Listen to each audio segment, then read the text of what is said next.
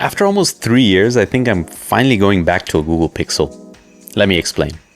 A little bit about my situation.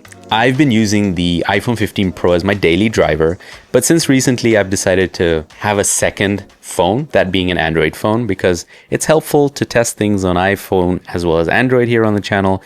But apart from that, I've kind of embarked on this digital minimalism journey where I've made my iPhone my personal one, and I've thrown out a ton of distracting apps, and I've made it extremely boring. Let me put it that way. And so the Android phone is the one that I have all my work apps and social media apps and everything. So it's the fun phone. But now I want to swap out that second Android phone for the Google Pixel 10 Pro. All right, let's start with what's nice and good about the 10 Pro. First off, the camera. Now, the Pixel camera was the reason for me to ever have gotten the Google Pixel. I was just so amazed by the camera and the photos that it produced. I just find the color popping photos, the crisp photos that come out of it is just amazing. I know people are divisive. Some people just don't like the contrasty photos that come out of it. I love it. And it's no different on the 10 Pro. There have been a couple of improvements though. For example, the insane zoom. Right? The previous model, the 9 series, could go up to 30x, but now you can go up to 100x. Now that's something that you find on the likes of the S25 Ultra, right? That's a big phone. That's an expensive phone. I don't like big phones, and I don't like very expensive phones either. You can get that on the Google Pixel 10 Pro. Obviously, it does better for landscapes and landmarks, which makes sense. You don't want to be creeping out on people that don't know that you're zooming in on them. So good on Google for doing that. But what's also good to know is that anything beyond that 30x, there's going to be AI enhancement involved, right? They have to use some kind of AI to fill in the gaps and try to, complete the picture. So that is what it is. If you're someone who does take shots like this, great, right? I find it useful for when I need it. It's not something I use very often, maybe on vacation. There's also better optical image stabilization on video. And I mean, we're going to throw up some samples side by side with the iPhone and the Google Pixel 10 Pro so you guys can see for yourself. So those are a couple of things on the camera front. Now, we'll come back to a couple of things in terms of AI, but for the software, and that was another reason why I loved Nexus and Google Pixel devices, is the clean Google operating system. There's no bloatware. Even till this date, I still get annoyed by other Android phones, for example, Samsung, for having bloatware, right? You have 2 versions of the same app. You have 2 calculator apps, 2 calendar apps, 2 dialer apps, and 2 Play stores even, or app stores rather. Annoying, right? Here, none of that. Clean as Google intended it to be. If you're a fan of that, you're going to love it. Also, you get the latest, right, of what Android has to offer before others copy it. You also, on the 10 Pro or the 10 series, you get free Gemini for a year. Talk about Gemini in a bit, but it is useful. It is getting better for sure. There are a couple of cons there though, which I'll talk about. Another software/hardware change is that it's an LTPO OLED display, meaning that it can go from 1 hertz to 120 hertz refresh rate, which means that if you like always on displays, it can run that always on display using 1 hertz. It's supposed to consume almost no battery. I tested that. I, left my phone overnight at 60% battery. The next morning, about 8 hours later, it had about 55% left. So about 5% over 8 hours. Not bad in my opinion, if you like it. I personally, because I'm on this digital minimalism journey, I don't like always on displays. It's distracting. It's lit up at all times. All the notifications that come in, you see movement on the screen. So I prefer to turn it off. But if you like it, you're going to love that, it can do this. Now, going on to hardware. Since I've been daily driving the iPhone, I absolutely love that Google has integrated MagSafe. Yes, it's called Pixel Snap, whatever. It's the magnets. And why I love it is because the bunch of accessories that I have for my iPhone, which isn't a whole lot, but they do work on the Pixel. So, I have a MagSafe power bank in my backpack at all times. I can pull that out. It snaps onto the Google Pixel, no issues, and it's charging. I have a little, Belkin ring that I use to prop up the phone or to use it as a grip or a ring. Works well. The best part is stepping into my car and just slapping my phone onto the phone holder in the car. Love it. What I will say for comparing the two phones on the desk right now is that I really prefer the haptic engine and the haptic motor in the Google Pixel over the one in the iPhone. The iPhone is not bad. It's pretty damn good. But Google has improved it. And where I notice it the most is when I'm typing. It just makes me want to type more because the haptics are just so good. Not only that, Gboard, baby. I mean, there is no other keyboard out there that has such good accuracy as Gboard, right? Samsung keyboard, Microsoft keyboard, even iOS keyboard, none of them match up to the accuracy on the Google Pixel. So if I'm typing a lot, I tend to gravitate towards the Pixel to do my typing. But beyond that, in terms of hardware, just looking at it on the table and, in some of these shots, you'll see how similar it is, right? Squared off designs, they've adopted this since the 9 series. And so when you turn it around, the only difference that you're going to see is that the iPhone has the dynamic island, the Google Pixel has the front-facing camera cutout. Apart from that, while you're scrolling, it doesn't feel all too different. In the hand, it feels very similar. Even in the top right, where you have the icons for the network, let's say bars and the Wi-Fi signal and the battery icon, all looks very similar. And I get it, right? Google, if you've seen the launch event, is trying to really, really appeal to Apple and iPhone users and trying to convince them to come over to Google Pixels. And so the experience, the difference isn't going to be very different, in my opinion. Now with the introduction of MagSafe and, the similar design, the similar, overall experience, I think you're not going to notice it if you are really done with Apple and you're looking for something new. I think the Pixel 10 Pro or the Pixel series now really will be an easy step. So in my opinion, it almost feels like the Google Pixel is the iPhone of Android. A couple of things about the audio, right? So here on the channel, we do a ton of wireless audio, and that's generally how I consume content or music or whatever. But if you're someone who uses the onboard speaker, then the Google Pixel is definitely better, the 10 Pro in this case. A couple of things. It gets louder than the iPhone 15 Pro. Its bass response is a lot better. So the overall experience for audio, much better there.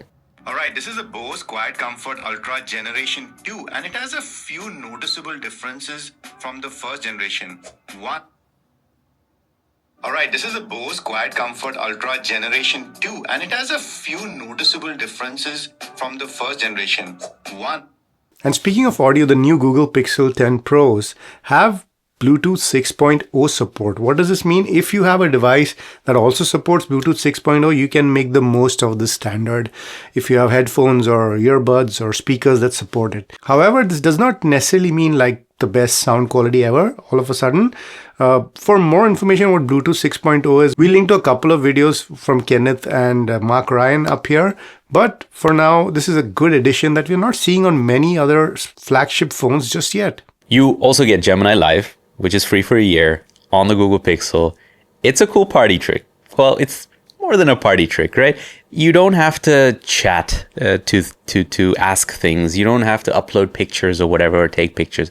You just fire up Live, open up the camera, point it at things, and ask questions. You're ready to go. I've done this with, plants. I've done this with insects. I've done it with cats. I've done it with posters. Can you tell me what kind of cat this is? That looks like a Turkish Angora. They're known for their soft, silky fur and elegant appearance. Did you have any more questions about your cat? Are you sure? Can you take a look again? Oops, my bad. On closer inspection, that looks more like a Selkirk Rex. They have that same soft, fluffy coat, but it's curly. Did you have any more questions about your cat? Can you try that again? It's tricky to tell with cats sometimes, and I want to make sure I get this right. Could you maybe show me a bit more of your cat so I can get a better look? Here you go. Okay, I see it better now. That looks like a cow Manet. Do you have any other questions about your cat? No. Can you tell me what kind of plant this is? That's a beautiful croton. The colorful leaves are really striking. And it works, generally. Sometimes it doesn't quite get what it's looking at. And even though you ask it again and again, it'll confidently tell you what it thinks it is. But it's not always very accurate. It's fun, though. It is definitely fun. Speaking of AI, there is Camera Coach within the camera, which is, you point it at something, you press the Camera Coach button, it'll give you inspiration on how you could take that shot in different ways.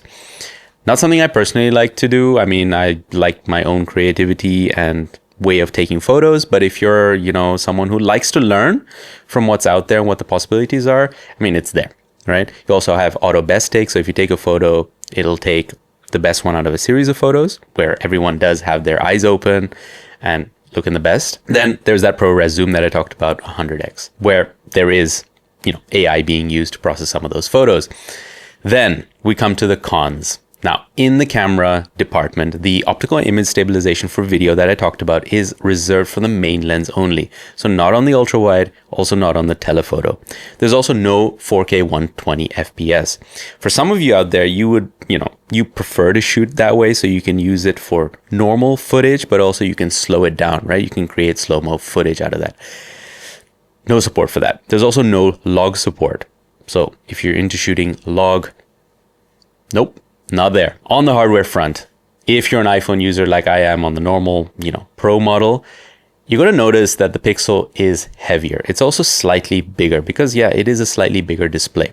Now, the official Google Pixel case, with Pixel Snap, doesn't help make the phone any slimmer because it's a pretty chunky case. So it adds some heft to it, which is the reason why I'm rocking it naked at the moment. So if you guys have good case recommendations, let us know in the comments. Also, now the Google Pixel do support Qi 2 wireless charging, but it's Qi 2, not 2.2. What does that mean?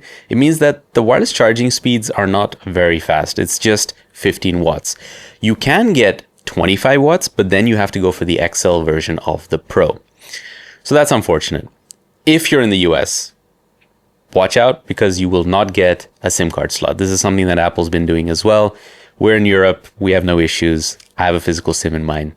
I'm happy. Also, this being a Pro phone starts at 128 gigabytes. Now, that is low for this day and age. You expect Pro phones to start at 256 gigabytes, which is the case on the XL model, but not on the Pro. Now, I alluded to it earlier, AI. It's all great because there are a bunch of features which I didn't talk about, and I'll tell you why. There's Magic Q, right? It's able to draw from the different Google apps like your Gmail, right? And be able to pull up reservations so that you don't have to look it up in your email while you're passing that information on to someone within messages, for example, or pull from your calendar. And it's really making AI useful for, it is how AI is supposed to work for you, right? To make you productive. Now, there's also Daily Hub, right? Which is beginning of the day, it gives you not only, okay, what's the weather, what's the traffic like, but also what are some of the emails you need to be looking at, or what are your to-dos, and a bunch of other things like that. And there's also AI voice call translation that they demoed, right? So you can, while you're on a call with someone, you're speaking two different languages, it can in real time translate your voice, but also mimic how you sound. So you can all of a sudden sound how you sound, but in a different language. All of these features are not available where we are, which is in the Netherlands, which is in Europe. None of these features are enabled. Not sure if it's an EU thing. We've asked Google. We'll pin a comment down below or put it up on screen when we get a response. But yeah, it's not there. So, so many of the AI useful features are actually not available to us. So that's a shame. Overall, guys, I am very happy with this phone. Pricing wise, around that 1,099 euros or $1,000. It is, in my opinion, pretty well priced for what you're getting because you're getting 7 years of software updates. But the best part, guys, and I didn't know this until I was playing around with it and a couple of friends were telling me this as well, is that the trade-in deals are insane. If you don't have a Google Pixel, which makes sense again, if you have a Google Pixel, you're not interesting to Google. You're already in their ecosystem. You're already buying their products. But an old Samsung that you have lying around, or even an iPhone, will fetch you a lot more for that trade-in deal. I'll give you an example. The Samsung Galaxy Flip 4 that I have, secondhand, goes for 150 to 200 euros. I was getting up to 460 euros trade-in if I get a Google Pixel 10 Pro. That is insane value and brings down the price incredibly. And there's also like bonus trade-ins and all of that you can, stack up and really get the Pixel for a low price. Overall, guys, I am super happy this product came out. This is going to be my second phone daily driver alongside the iPhone. I will be upgrading the iPhone to the iPhone 17 Air once it comes out in September. So stay tuned for that. So are you guys convinced with the Pixel 10 Pro and what it has to offer with all the changes? If there's anything else that you guys want to know, let us know and we can make another video about it. But for now, it's a go from us. A huge thanks to all of our subscribers and YouTube patrons and members, especially these folks on the tested tier, and a special thanks to our highest tier who are the Fuckman tier. Thank you, Rads Panda, Paula, and Rachel. YouTube thinks some of these videos might be interesting to watch after this one, so go check those out. Doei!